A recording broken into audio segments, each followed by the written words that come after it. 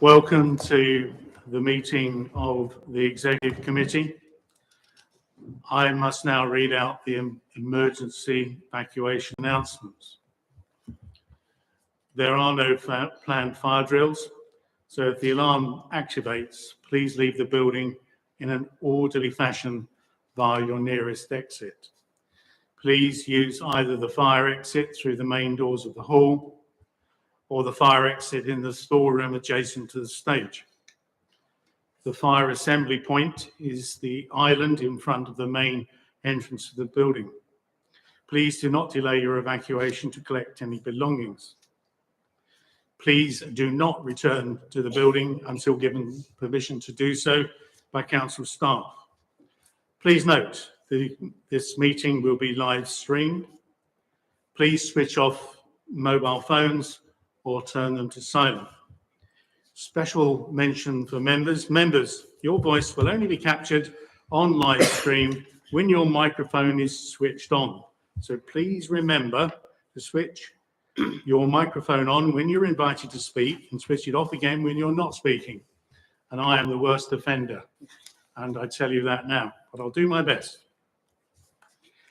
Thank you. Item 1, apologies for absence. I have apologies for absence from Councillor Eaves and Councillor Stanley. Non-members attending, I have Councillor Mrs McPherson. Thank you. We have the minutes of the meeting held on the 16th of November. I believe you all have copies of the minutes. Can I sign the minutes as having been agreed, please? Thank you.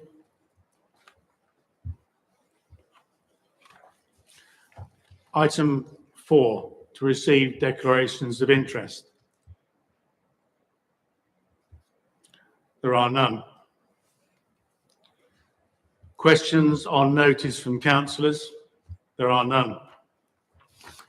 Item 6, matters referred to the executive and reports from other committees.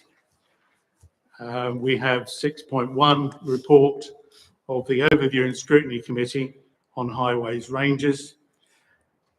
Councillor Mrs McPherson, you're chair of the ONS Committee. Will you please now introduce your report? Thank you. Thank you, Chairman. Members of the Executive, you will have the report from the Overview and Scrutiny Committee in front of you. To give a brief overview, Essex County Council for 7 years funded Rochford Council Highways Rangers Service. Essex County Council has now ceased funding this valuable service. At the ONS meeting, Overview and Scrutiny I should say, meeting on the 2nd of November, this item was debated for some time. It was pointed out that Essex County Council is cutting this service even though it's their statutory duty, which puts our residents at risk. Some simple examples were given, such as verges at junctions, overgrowth near schools. There was the mention of double taxation. It was discussed as our residents pay Essex County Council to keep our highways safe. It is Essex County Council's statutory duty to maintain our highways to a safe standard. It is quite clear they often fall very short on this. The committee debated for some time the Essex County Council's decision to stop funding this valuable service. But one thing that the committee was all agreed on is how this will affect our residents' safety. A difficult dilemma was put to the Overview and Scrutiny Committee and now sits with yourselves. It is not our statutory duty. However, our residents do not care who does the service. They just want the hedgerows and overgrowth cleared. Our residents just want safe highways and pathways. So this probably led to the fact that the Overview and Scrutiny Committee, made up of each and every party with one independent non-aligned member, voted unanimously for the proposal in front of you tonight. That is to continue the Highway Rangers service, to fund the service via the financial savings as outlined in paragraph 1.2 of the report, or alternative means. Thank you, Chairman. Thank you, Mrs. McPherson. Members, are there any questions you wish to ask Councillor Mrs. McPherson? Councillor Hoy. Thank you, Chair. I'm not sure it's a question at the moment, but I'll frame it as a question. Do you consider that the savings that have been identified are permanent savings moving forward? I think, Councillor Hoy, you probably know the answer to that question. No, I don't. Right, thank you. Councillor Mrs. Wilson. Hello, thank you, Chair. I can see under paragraph 1.9, table 1 for the approved step funding allocation, some of that has been, whilst not committed, is currently being looked at, work's being carried out. So although it says not committed at the moment, there are plans in progress for some of this. I'm also awaiting exact figures. So if the SEP funding is being looked at, I'd like that taken away and discussed separately, please, if that's possible. Thank you. Thank you, Councillor Wilson. I believe the recommendation does take account of your thoughts by speaking of alternative means, so it's recognised. Are there any more questions of Councillor Mrs. McPherson? No. Councillor Newport, thank you. Thank you, Chairman. Thank you, Councillor McPherson. This is I don't really know if I should have declared an interest because I was the county member that called this decision by Essex into our own place scrutiny committee. Do I have to? No? Okay. You say that it's a statutory duty. In your examination of this, did you look at the legal basis that Essex County Council should deliver this service as a statutory duty? And would it be something that, if it is a legal obligation, that the council could have considered a legal challenge to Essex County Council on this issue? Thanks. First of all, thank you, Councillor Newport, for calling that item in at county. I'm glad that it is going to be reviewed, and I believe that that is still the case, that it is under review. The statutory duty is how wide you look at their statutory duty of keeping our highways safe. And what is your bar that you set against Essex County Council's bar? I think theirs is quite low. I think most of the general public, as they will say, the average gentleman on the bus would think they would prefer it high, that verges are cut, that people can see if children are walking along pathways. I think that that's acceptable. However, I will ask Marcus to step in because we did actually discuss or ask the question around going down the legal route. Thank you. Councillor McPherson, I will introduce speakers, not yourself, thank you. My apologies, Chairman. Very much. Do you wish to follow up on that, Councillor Newport? Thank you, Chairman. I would be interested in whether or not the council could make a legal challenge, if that is a possibility.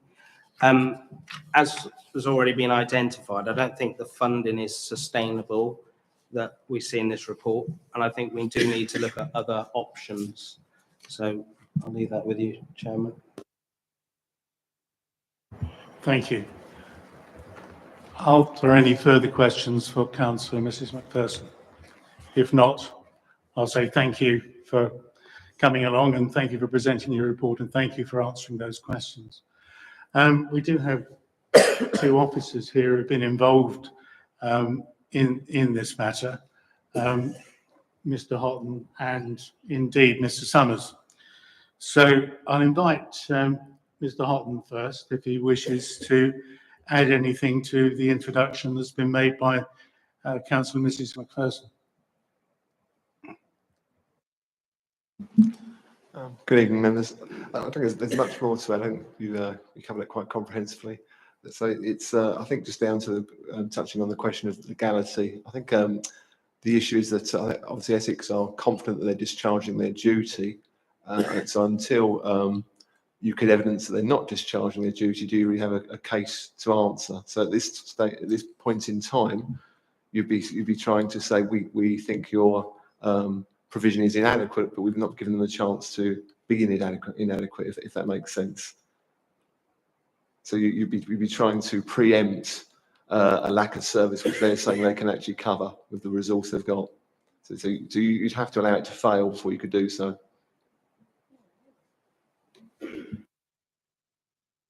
Thank you, Mr. Houghton.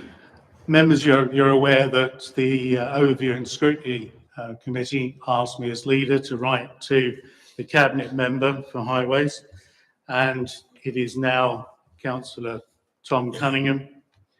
Mr. Cunningham didn't reply immediately, but he replied after I chased him, and he has certainly, amongst other things, confirmed that the decision not to fund the highway range that the District Councils currently stands.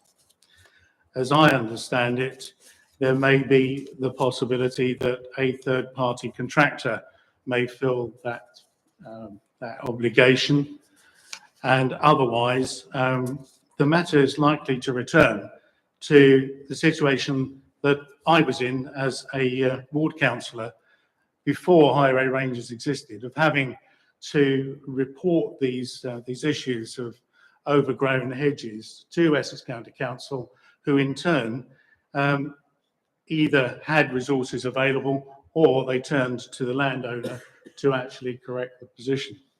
So I believe I've circulated that reply from Councillor Cunningham to all of you. Mr. Summers, Summers is here and has also been involved in the matter of investigating issues on the highway ranges provision. Have you anything to add, sir?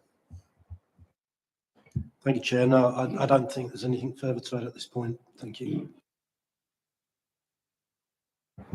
Thank you, Mr. Summers. In which case, I now take it to the recommendation. The recommendation is as printed. I'm now inviting opinion, debate, further recommendation. Councillor Hoy. Thank you, Chairman. Yes, it was interesting at Essex today. There were questions around hedges and grass cutting, and about whether it's the words we're using is safe or dangerous. And it was quite clear from the answers Councillor Cunningham gave that there are no resources at Essex to cut anything. One of the questions was around private landowners and getting them to cut their own hedges, and even then we were told that there are not resources in our enforcement team at Essex to enforce them to cut even, and that it should perhaps be left to local members and parish councils to chase up these local people. So I think we're not going to get anywhere at Essex. I myself like the Highway Ranger Service. I think they do a good job, and I think the service they provide is needed. Unfortunately, Essex are refusing to fund the service. I would take advice on this from officers. Look at Mr. Summers. I feel that the recommendation that we are putting forward should be slightly different to the one that's been recommended by Overview and Scrutiny. Because I think that if we want a Highways Ranger service, we should not be scrabbling around year on year to see where we can fund it from. I think if we're going to do it, we need to know we can fund it for 3 years at a time at least.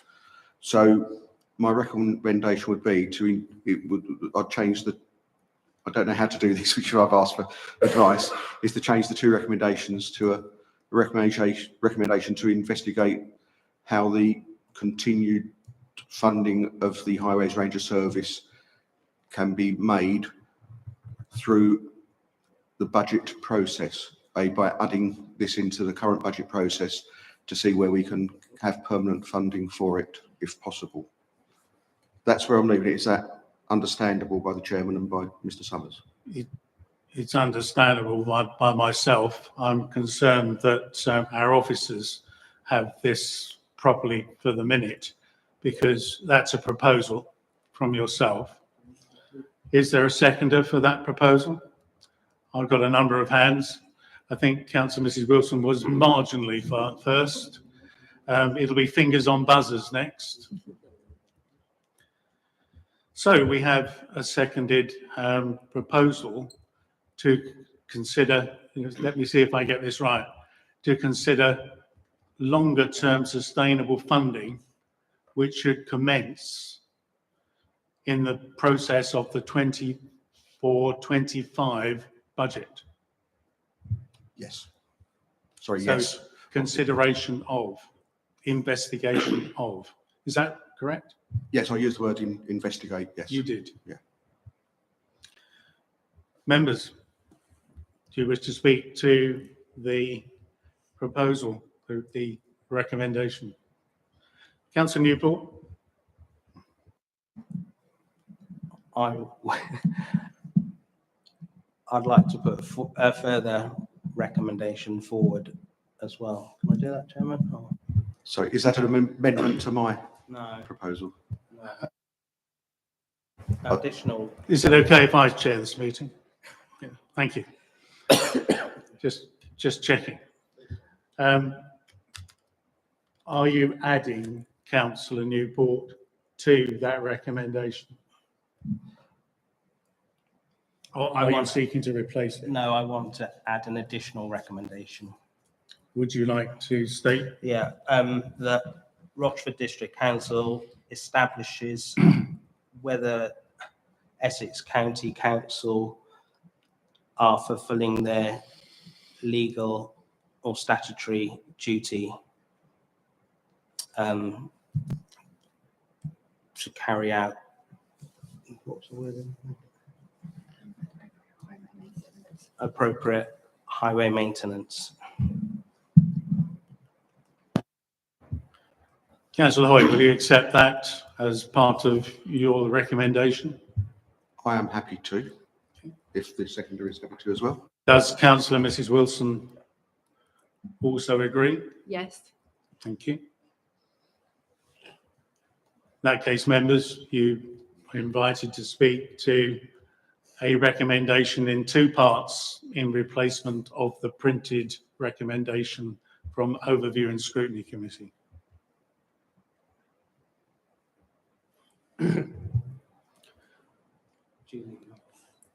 Okay.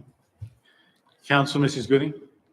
I think it's key that we do take up the mantle and run with what we've put forward, because we can't risk the safety of our residents, and that's what we're doing by doing nothing. So thank you. Councillor Mrs Wilson. Thank you, Chair. I echo what Councillor Gooding has just said. As much as I will be honest with you, I'm torn with this because I don't like paying twice for something. But actually, the point that Councillor McPherson said, in that basically it's what residents expect.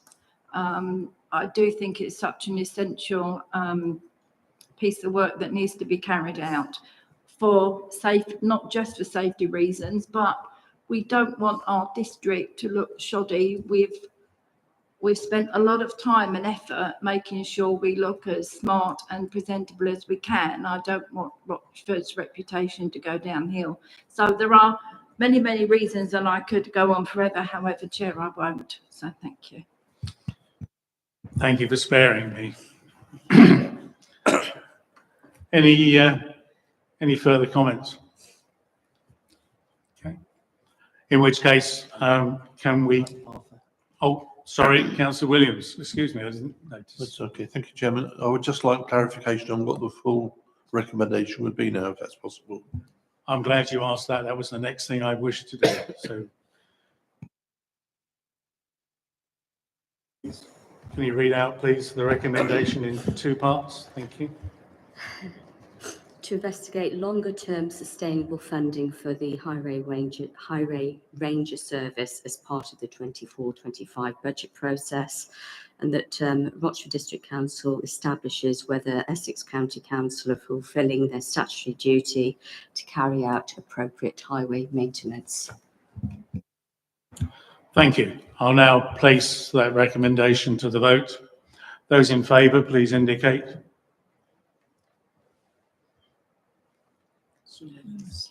That is a unanimous decision. Thank you very much.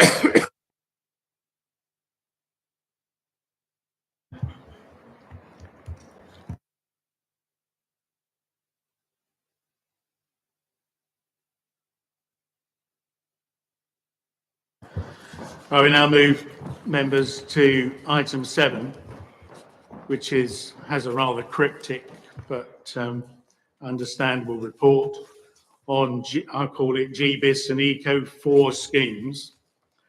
And I understand that Councillor Hoy will introduce this report. Thank you.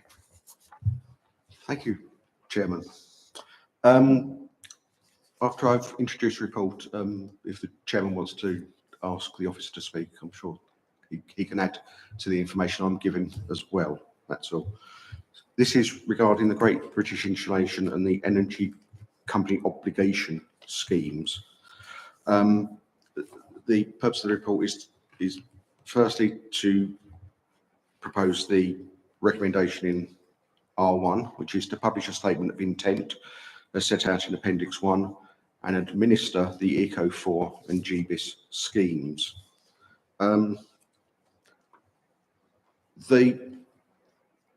The reason for this is, as it says in 1.1, in order for households to access the schemes, the council must state publicly through a statement of intent, which is in Appendix 1, the criteria it intends to adopt to identify households that meet the eligibility criteria.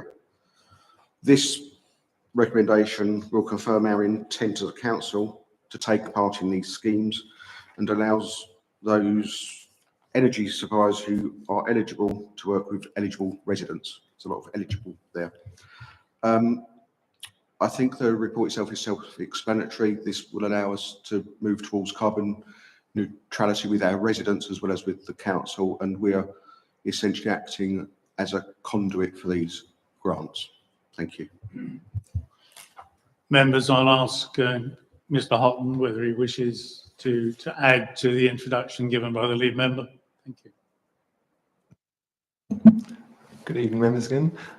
So I think just to add that the statement of intent allows us to have a wider criteria than without the statement of intent. So I think in many ways the scheme runs without that statement of intent as well, but we do not administer the scheme, so people could directly apply to the administrator, which is Ofgem, to apply for funds. But this allows us to act as a conduit for the kind of administration and dealing with the applications. So we actually sort of refer them on for consideration, but it also allows you to have a wider net. I think just to read between the lines, I think these schemes have been running now for about 10 years, but they find them quite hard to reach the people that actually are eligible for the schemes. So I think what they've tried to do is look to sort of a more local administrative approach. And so really, the reason it's come here today is for that statement of intent. I think if it wasn't for that, we could run this without that anyway. Thank you. Right, I'm opening it to questions from members. Councillor Newport, you've indicated. Thank you, Chairman. Well, I think we should obviously this is a good scheme that will benefit many people, especially those on low incomes by the looks of things.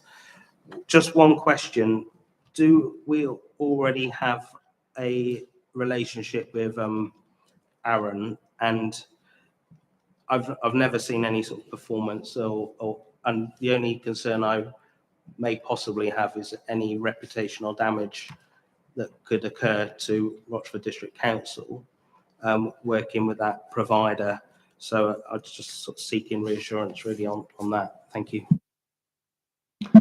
So in an earlier version of this, the Eco 3 rather than the Eco 4, Rochford Council, along with another, with a consortium of councils, signed up with Arran to deliver the Eco 3 scheme. The agreement of that contract binds us into about another 12 months of delivering this type of scheme. So although this is a new tranche of funding, we are sort of contractually bound into Arran. So they delivered previously for us. There has been, I wouldn't say reputational concerns, but they are slightly slow off the blocks to begin with. But I think that's been addressed as the last tranche of funding came through. So with Eco 4, I think the view is that they should be able to deliver this quite sufficiently. Yes, of course, Councillor Newport. Thank you, Chairman. In terms of any resource from our council, is that none, or do we have is there any resource implications of this scheme? So there's an administrative sort of referral resources that are required, but we have the sort of domestic energy efficiency officer whose post is designed for this sort of thing. So at this time, the officer is undertaking the household upgrade grants HUG scheme, and there's again a very similar thing, referrals. So examples of park homes referrals. We had 50 park homes go through, and that scheme's now being rolled out. So, but it's what that role is there for. So that it fits perfectly with that work. Thank you, Mr. Houghton. Councillor Wilson, you were before Councillor Hoy. Well, Councillor Houghton was saying. are you agreeable to that, Councillor Wilson? Thank you. Yeah, as I feel the questions could be asked to me as well. Just want to make it clear, the officer that Mr. Houghton is referring to is a funded officer by grant specifically for this role. So if we didn't have the officer, we wouldn't have the money to fund the officer. So we've got the funding is specifically for the officer, and the officer is rolling out a number of grants. And I think reputationally, there has been some, I can't remember if it's the same company or not, Mr. Houghton, but I know the park home sites in Holbridge particularly have had insulation put in, and the reputation of that supplier is high. It's all had very good reports. Thank you, Councillor Hoy. Councillor Mrs. Wilson, your turn. Thank you for waiting. Thank you, Chair. I'm a very patient person. I think this scheme is a really, really good idea. I have two questions, Chair, for Councillor Hoy or Marcus Houghton. I don't mind who answers. It's not clear to me as to how many residents this scheme will help. And I felt that was quite important. It was for me to understand, how many people we're likely to help. And also, do we know when the scheme is successfully rolled out, exactly what the impact on Rochford District Council achieving net zero will be? Thank you. I don't know which of you is going to take the question. I just indicated that Mr. Houghton can take that one to start with. I think the short answer is we're not sure, and there is not a set amount necessarily dedicated to the Rochford district. So it's a national scheme. It's the home heating cost reduction obligation that is requested from each major energy provider. It's very formulaic. I won't pretend. I think it might be someone in Whitehall has sat in a darkened room and come up with the amounts. But it's very so that there is a report on how many they have delivered, but it seems to be harder to actually find how many are left to how many sort of amount of resources are left available to tap into, if that makes sense. So I don't have that answer to figure. So it could be 10 houses, it could be 40 houses. I mean, but I don't have an exact figure. I think it depends also on the cost of each scheme. So I think it's done on pricing, and so I think at times it's really the solution for each property that comes along. So I think it's quite hard to specify the amounts, but certainly we can provide monthly updates on what has been done and the carbon sort of benefits from that going forward. Councillor Mrs Wilson. Thank you, Chair. May I ask Marcus a further question? May I just clarify the answer with Marcus that he's given me on one Of of the course. points? Thank you. Sorry, Marcus. So from what you've just said, for our residents, is it first come, first serve? If it's a nationally rolled out scheme, if we don't get in quicker, we're likely to have missed the opportunity for our residents. You're going to have to excuse me, I'm failing to understand how the impact and the positive attributions of this will be for us and our residents. Thank you. I think the simple answer is yes. I mean, certainly, you know, the best thing to do is get applications in sooner than later. But there are a number of schemes out there.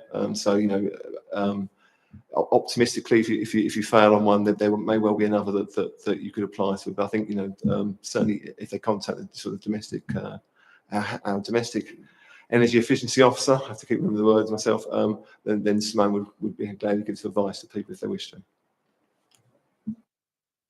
And Marcus, sorry, my final point, sorry, Chair. My final point is those monthly reports I think would be really useful, really informative. If that could be arranged, that would be great. Thank you. Yeah, can we take that as a minuted action, please, to be circulated to all members of the council? Thank you. Councillor Mrs Newport, thank you. Thank you, Chair. My question is regarding the grant-funded officer. Is there any further cost implications to the council other than what's already covered by the grant-funded officer or the officer that's funded by the grant, if that makes sense? Thank you. No, none whatsoever. Thank you. Are there any further questions? Councillor Gooding, thank you. Okay. Can I just ask if the officer is able to give us a time on how long the scheme will take for completion? So if it's on first come, first served basis, is it just running for the year, for 6 months? Sorry. I'd be reluctant to answer now. I think, as we discussed, I noted the idea of a monthly report, and I think Simone will gladly provide a sort of monthly sort of briefing note to send around to members. Any further questions? No further clarifications? In which case, members, we have a recommendation. Our recommendation is only R1. It's to publish the statement of intent as set out in Appendix 1, and I hope you've all looked at Appendix 1 because it does go on a little bit, and administer Eco4 and GBIS schemes. Do we have a proposer for that recommendation, Councillor Hoy? Seconder, Councillor Gooding. Right. I'll take an indication, please, by a vote of hands with those in favour. I believe that's unanimous as well. Thank you, members. Members, we now move to item 8, section 106 report, quarterly position statement. Mr. Goodman is here, and before Councillor Hoy, I think I'll ask Daniel Goodman to introduce the report. Thank you very much. Thank you, Chairman. So members, this is a quarterly position statement on the Council's latest Section 106 position. For any members who aren't aware, but I'm sure you all are, the Council collects financial contributions from local developments via Section 106 legal agreements. Typically, those Section 106 contributions are there to mitigate the impact of the development. So could be for local open spaces, could be for education and so on. So the position statement is at 1st of October 2023, and as set out in the report, At that time, the council held £881,537.95 in contributions towards projects over which it has discretion. I won't read them item by item, but if any members do have any questions around individual items, I'm happy to come back to that. And within the report, there is also an update on positive progress that has been made towards spend of a number of these contributions, including some funding that was spent towards new flooring for the main hall and studio halls at Clements Hall Leisure Centre, some funding that was used to fund the dredging of Roarth Brook, some funding that's been allocated to Escape Park subject to executive approval, and some other updates which are subject to quotes and no doubt will come forward for decisions where relevant.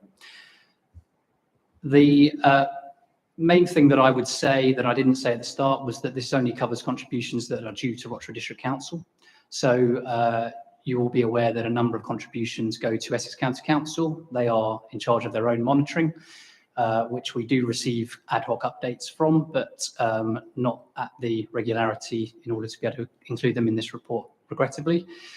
The last thing I would say, members, before pausing is that there are also a number of contributions set out in this report which no firm update has been provided since 2022, and the typical reason for that is either that the amount of funding isn't sufficient to deliver the project in its entirety, and hence there is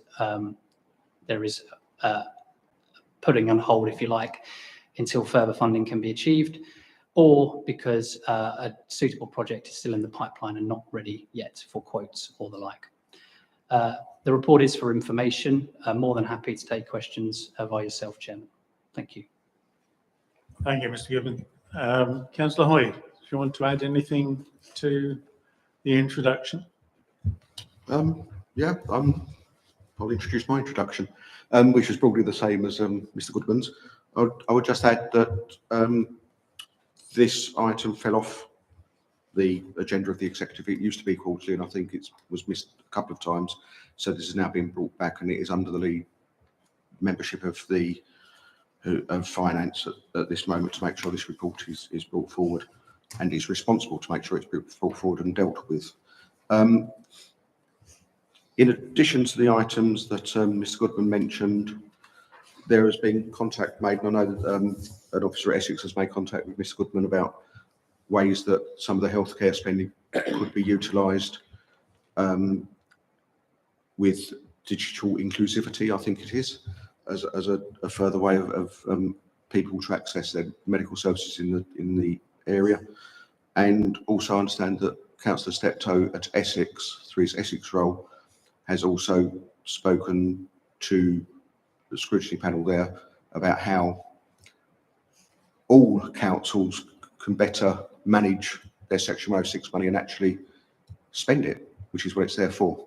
So that's the only other updates I'd put to that. Thank you, Councillor Hoy. I think Rochford do a pretty good job myself. Not sure that there can be much added to the efficiency of officers to recognise and to organise appropriate projects. Nevertheless, I was interested to hear that Essex are interested in being involved in the spending of the provisions to the NHS. I'm not sure I understand that, because the provision is made to the NHS in their discretion. Can you add anything to my misunderstanding?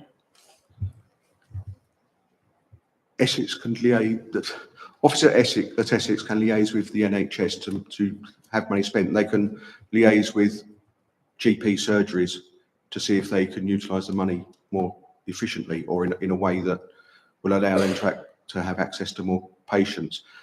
Some of the issues around the healthcare contribution is that it's generally for capital items and it's not enough for surgeries to expand or to build. I mean, that's certainly the case in Holdbridge, as I understand at the moment. So if there is a way to spend this on capital items which can be encouraged and served by Essex to help the individual GP surgeries put in bids for this money, then that would be very helpful. And that's the sort of work I'm saying. It's to some of this healthcare money has been there for quite a while and it's not being spent. So that's a particular department at Essex County Council, is it? It's a particular department of Essex County Council, I believe, under Louise McKinley, Councillor McKinley. Thank you, Councillor Hoy. Excuse me for asking loads of questions, members, but that was of great interest to me. Councillor Newport. Thank you, Chairman. I just want to check on page 8.12, item 15, on the accuracy of the, it's got a heading repayment terms, but I don't strictly know if that heading is accurate in, because I understand, and Marcus Houghton might be able to help with this item. This is about the off-site flood mitigation contribution and the terms around that payment. And it's got here that repayment terms are not applicable, but we can actually lose that money if it's not spent within a certain period of time. Would that detail not be put in there? Either of you could answer that. And also, just a quick query on item 17 on the Fairways Garden Centre. Is that section 106 actually been signed? Is that site's being brought forward? Because as far as I knew, that wasn't coming forward. Thanks. I think Mr. Goodman will take them in order. Thank you. Thank you, Councillor Newport, and thank you, Chairman. I'm very happy to defer to Mr. Houghton if I'm proven wrong. My understanding around the off-site flood mitigation contribution was that it is subject to a drawdown protocol, in the sense that there needs to be an advancement of an idea in order to be able to draw down that money in chunks, whereas a traditional Section 106 contribution is paid come what may, and therefore is repaid if it's not spent. So there's a possibility that we are both correct, in the sense that if that money was drawn down and then not spent, it may well then be repaid. But I believe that it's only drawn down subject to the advancement of a project, and therefore it's not subject to the drawdown protocol in the same way as a pot of money that could just sit there without any attention to it, if that makes sense. On your other question, Councillor Newport, Fairways Garden Centre is a slightly interesting one. My understanding is that the Section 106 sat unsigned for a period of time following the resolution from Development Committee, but it has been revived, if that's the right word, and now signed. And so that permission has not ever expired, because the expiry of the permission comes 3 years after the date of the planning permission, and the planning permission was only issued after the 106 was signed. So I'm not a lawyer, and I won't get into anything around abandonment of 106s and everything else, but just to confirm to you that that 106 agreement has been signed fairly recently, in the last 6 months, I believe, and therefore we are bound, I suppose, to consider that permission as live and that 106 agreement as live until such time as we hear otherwise. Thank you. Could I ask if Mr. Houghton can add anything to either case, or the first case is the most likely one? Thank you. So I think regarding, Mr. Goodman's explanation of the funding is accurate, but I think Countryside have indicated that they are mindful to take a lighter touch on this, and will allow us to almost put forward a broader scheme of mitigation for flooding, and allow us to draw down the entirety of the funding and hold on to that, so that the deadlines do not slip. So they're quite keen for us to access the funding, and they're being quite flexible on that approach. So I think we should be able to secure that. Thank you. I think this is it. Councillor Newport, can I just ask whether that answers your questions? Yes, I think Councillor Cripps was about to add to it. Thank you, Chairman. Thank you. I'll let Councillor Cripps add when his turn comes. Councillor Gooding. Thank you, Chair. I was just looking at the funding for the land at Pond Chase nursery, and this has been available since 2018, so that's 5 years. Are we in excess of the time there? Because the suggestion that Councillor Hoy has come up with. I wonder for the Health and Communities Directorate, if we could utilise these funds by working in partnership with Essex, as Councillor Hoy has suggested. It would be good use of the funds, beneficial for the residents. I'm not sure if that was a question of Councillor Hoy or a question of the officers.